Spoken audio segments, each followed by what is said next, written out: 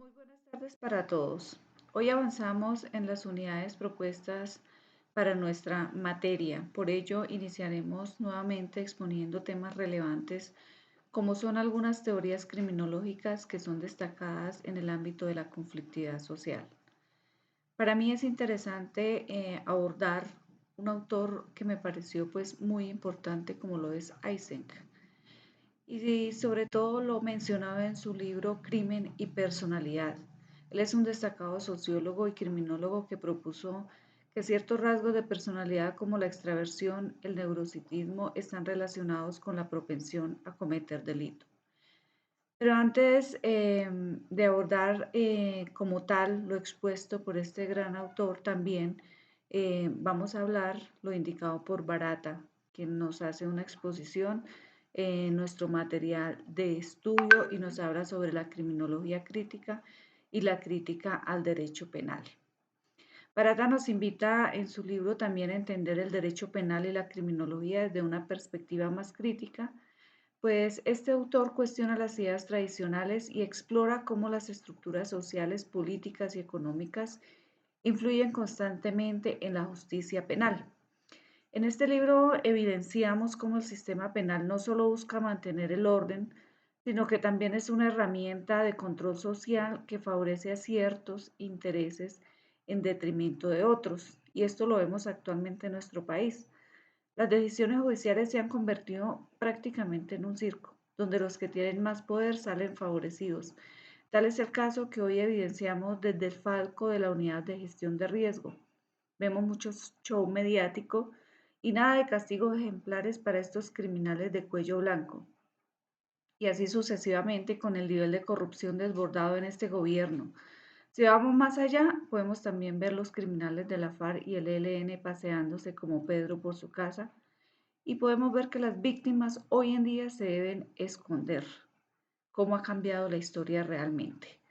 En su libro Barata también introduce conceptos de sociología jurídico-penal, donde muestra cómo las normas y las instituciones jurídicas están profundamente enraizadas en el contexto social y político. Se cuestiona la idea de que el derecho penal sea una respuesta neutral o imparcial, pues podemos resaltar que el carácter político y su función en la reproducción de las desigualdades sociales es evidente. Quiero destacar algunos conceptos también mencionados por Barata, como lo son el derecho como fenómeno social, donde evidenciamos que el derecho es influenciado por contextos históricos, políticos y culturales, como ya lo mencioné anteriormente. La función social del derecho penal, que cumple funciones sociales relacionadas con el control social, la reproducción de valores y la protección de intereses de ciertos grupos. Desde luego, las relaciones de poder. Podemos ver el sistema penal que puede ser utilizado para mantener o desafiar las relaciones de poder existentes. La crítica a la neutralidad que hace Barata, pues él señala que el derecho penal no es neutral, sino que está cargado de valores y relaciones de poder que tienen que ser analizados críticamente.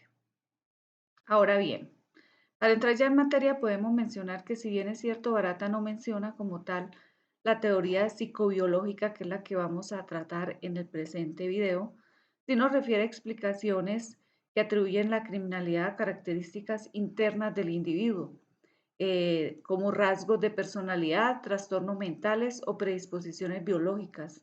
Y no menciona que ciertos individuos tienen una predisposición innata o adquirida que lo hace más propenso a delinquir. Esta explicación de Barata la comparto plenamente, pero me parece más precisa la descripción como tal de la teoría psicobiológica de la personalidad que nos explica muy ampliamente Hans Eysenck. Él nos dice que la criminología ha buscado comprender la etiología del crimen, evolucionando desde el determinismo biológico temprano hacia explicaciones sociológicas y psicológicas. En particular, las teorías psicológicas, aquellas centradas en la personalidad, ofrecen un marco para entender las diferencias individuales en el comportamiento criminal. Por ello, la teoría psicobiológica de Hans nos representa a nosotros una contribución significativa a este campo al integrar las perspectivas biológicas y psicológicas para poder explicar las tendencias criminales. Esta teoría fue publicada inicialmente en 1964 y se ha desarrollado durante las 3 décadas siguientes. Se centra en la idea de que los factores psicobiológicos, específicamente los rasgos de personalidad, son cruciales para explicar tanto las causas como el control del comportamiento criminal. Este autor nos propone las diferencias individuales con la personalidad, particularmente en los rasgos como el psicoticismo, la extraversión y el neurositismo, que es básicamente encontramos descrita como la teoría Penn. Estos 3 puntos en los que nos centraremos para poder comprender por qué algunos individuos son más propensos a la actividad criminal que otros. Podemos ver en las apreciaciones del autor que estas dimensiones se consideran factores de orden superior que abarcan grupos de rasgos más específicos. Eisen argumentó que los individuos con una combinación específica de puntuaciones altas en estas 3 dimensiones de su personalidad, particularmente cuando presentan un alto grado de psicoticismo y se combina con un alto grado de extraversión y neurositismo, están más predispuestas al comportamiento criminal debido a características biológicas y psicológicas que los hacen menos susceptibles a la socialización y más propensos a las tendencias antisociales. El trabajo realizado por el autor surgió como la comprensión del comportamiento criminal requiere considerar tanto las predisposiciones individuales inherentes como las influencias sociales. Ahora bien, vamos a centrarnos en los 3 factores principales de la personalidad según nuestro autor que estamos referenciando. En primera medida hablaremos de la extraversión. Él nos dice que las personas que tienen una puntuación alta en esta dimensión se caracterizan típicamente por ser sociables, extrovertidos, activas, vivaces y buscadoras de sensaciones. Disfrutan de la compañía de las otras personas, tienden a ser conservadoras y asertivas y a menudo buscan emoción y cambio, pudiendo, pues ellos se aburren con mucha facilidad, en contraste con las personas que presentan baja extraversión o que son introvertidas, que son las más reservadas, tranquilas, que son introspectivas y prefieren las actividades solitarias. A menudo estas personas evitan el contacto con otros, prefiriendo una vida tranquila. Eisen nos propone que la dimensión extraversión-introversión está determinada principalmente por los niveles generalmente de excitación en el sistema nervioso central y el sistema nervioso autónomo de la persona. También nos teorizó que los extravertidos tienen un nivel crónicamente más bajo de excitación cortical, lo que nos lleva a buscar estimulación externa de su entorno para poder aumentar su excitación a un nivel óptimo. Por eso se cree que los introvertidos, por el contrario, tienen un nivel basal de excitación más alto y se sobreestimulan con mayor facilidad, lo que hace que estas personas eviten entornos estimulantes. Ahora hablaremos de la dimensión del neurositismo, que refleja la tendencia de un individuo hacia la inestabilidad emocional y la propensión a experimentar emociones negativas como ansiedad, depresión, preocupación y miedo a la culpa. Las personas que obtienen una puntuación alta en neurositismo a menudo se describen como temperamentales, nerviosas, tensas, inquietas y sobrereactivas a los estímulos estresantes de tal forma que se alteran con mucha facilidad. Su comportamiento puede ser impredecible debido a su inestabilidad general. Y por el contrario, las personas con bajo neurositismo tienden a ser mucho más tranquilas, ecuánimes y relajadas, capaces de afrontar con facilidad el estrés. También ahí se vinculó el neurositismo con el nivel de la habilidad o reactividad en el sistema nervioso central de una persona, lo que particularmente podemos decir que el sistema nervioso autónomo y el sistema límbico que desempeñan un papel crucial en su procesamiento emocional. Por tanto, pues se cree que estas personas con puntuaciones altas tienen un sistema nervioso más reactivo, lo que lleva a respuestas emocionales más fuertes, a los estímulos aversivos y con mayor propensión a la ansiedad y a la inestabilidad emocional. Por último, nosotros vamos a hablar del psicocitismo, que es la tercera dimensión añadida posteriormente al modelo de Eysen, quien nos describe a estos individuos que tienden a ser agresivos, antisociales, fríos, egocéntricos, impulsivos, hostiles, muy crueles, irresponsables y los vemos que son carentes totalmente de empatía.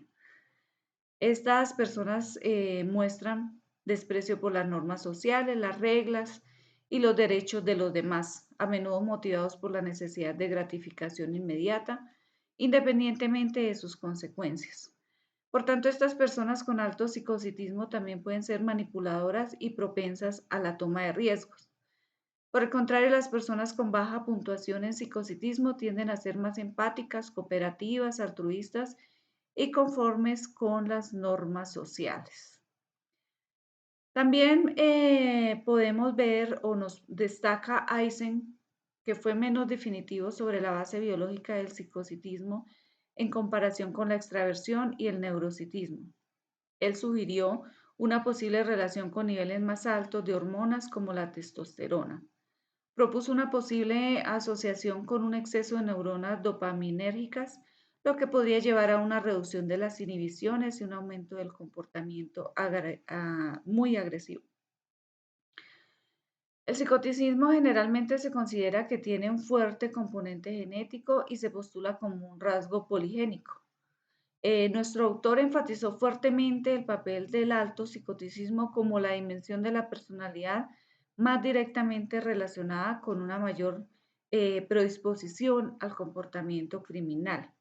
Este conjunto de rasgos asociados con el alto psicoticismo, como la agresión, la impulsividad, la hostilidad y la falta de empatía o conciencia, se alinea directamente con las tendencias antisociales y criminales. Y hoy en día vemos muchos personajes de la vida pública con este tipo de rasgos. Por eso confirmo y soy consciente que esta teoría es precisa eh, para el tema que nos compete.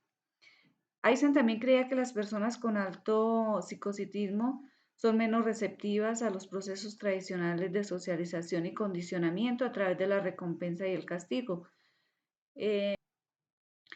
Por tanto, ya finalizando nuestra exposición, podemos decir que si bien los tres factores forman parte de la teoría de Eisen, el psicocitismo parece tener el vínculo empírico más sólido y consistente con el comportamiento criminal en comparación con la extraversión y el neurocitismo, cuyas relaciones con el crimen son un poco más complejas y a veces contradictorias. Si bien es cierto, algunos críticos argumentan que la teoría de Eisen ofrece una visión algo reduccionista del comportamiento criminal, puesto que argumentan que al centrarse principalmente en las tres amplias dimensiones de la personalidad y pasar por alto la complejidad y heterogeneidad de la delincuencia criminal, eh, vemos cómo es criticada ampliamente, puesto que el argumento, digamos, hoy en día es que se debe evaluar los factores sociales, económicos y culturales en las tasas de la criminalidad y el comportamiento criminal individual. Es aquí donde podemos ver o evidenciar que hoy en día los conceptos propios de la criminología moderna están fracasando, puesto que ya se nos volvió costumbre culpar que las condiciones sociales, económicas, llevan a una persona a ser criminal. Es más, creería una justificación que han tratado de imponer los socialistas, más para dar un poco más derechos a los criminales, justificando una carencia económica y social por encima de las verdades que se evidencian en diversos estudios, que como vemos están sustentados científicamente. También puedo traer acá a colación lo mencionado por César Lombroso, quien también me parece que es una teoría precisa para nosotros los futuros criminólogos y también para todos los temas que se deben abordar desde las políticas públicas criminales. El apoyo empírico mixto a la teoría de Eichmann, particularmente con respecto a la extraversión y el neurocitismo, nos sugiere que si bien la personalidad juega un papel en el comportamiento criminal, la relación puede ser más matizada de lo que se propuso inicialmente. Ya finalmente reitero que estos estudios de estos autores deben ser el soporte principal para el análisis de los criminales que hoy acechan diariamente en nuestro país y que por ciertas políticas públicas criminales implementadas sin ninguna base científica, desafortunadamente hoy los tenemos en las calles. Muchas gracias.